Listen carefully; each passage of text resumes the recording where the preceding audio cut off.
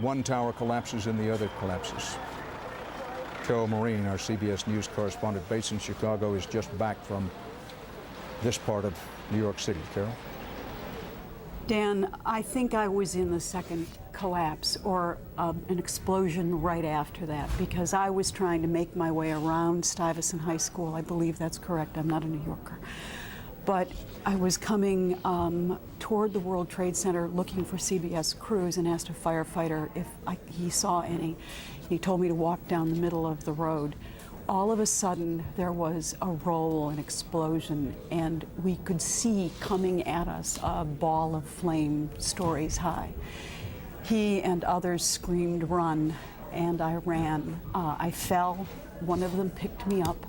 We ran as fast as we could, and then he threw me into the wall of a building and covered me. Forgive me. I am in his debt. You know, Dan, I know firefighters do incredible work all of the time, but this was exceeded anything that I can imagine. He threw me into a wall, covered me with his body. I could feel his heart banging against my back. We were both so sure we were going to die. The flame somehow stopped short of us.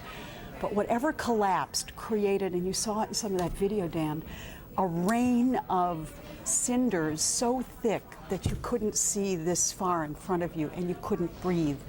A police officer, and I wish I knew the firefighter's name, a police officer by the name of Brendan Duke grabbed my hand, and he and I tried to find our way through it until we could hit a clearing in the light. What you're seeing on the ground here, Dan, was in the air, and you couldn't see. And again, we thought we were finished. We somehow got to the light. Another firefighter gave me his mask for a moment so I could breathe. And then I made my way somehow through the smoke into the light to our crews.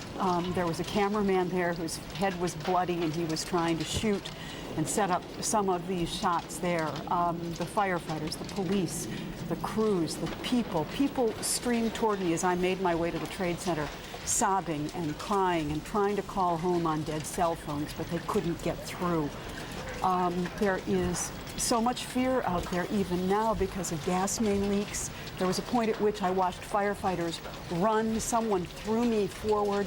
A paramedic truck let me jump inside and drove me halfway, and then a New York City bus driver opened his doors of an empty bus and drove me here to the broadcast center. To all of them, I mean, citizens of New York and have remained amazingly calm but deeply frightened. CBS News correspondent Carol Maureen, still covered with the smoke and pieces of the debris. Stick with us here, Carol. I want to repeat that New York City Mayor Rudy Giuliani now says, and this is a direct quote, "There have been a tremendous number of lives lost. Certainly no one at this early hour can know how many lives have been lost. But it's impossible to watch the pictures of both of the World Trade Centers collapsing. Keep in mind these buildings were 110 stories in height each, with 50,000 plus people generally working there on a weekday, which this of course is. So when the mayor of New York says there's been a tremendous number of lives lost, there's no question that it is true. Carol Maureen, did you see any bodies? Did you see anyone that you said to yourself, that person is dead? I saw people on stretchers that I was certain were dead. I saw firefighters and paramedics going into buildings where they themselves had to wonder if they were coming out. But there were a surprising number of people ambulatory and making their way out. I saw much more of that than I saw actual carnage. The concern that I heard from police and fire was that the people who were dead didn't make their way out of those towers, that most of the death is contained within those buildings. And perhaps some people still alive inside the building.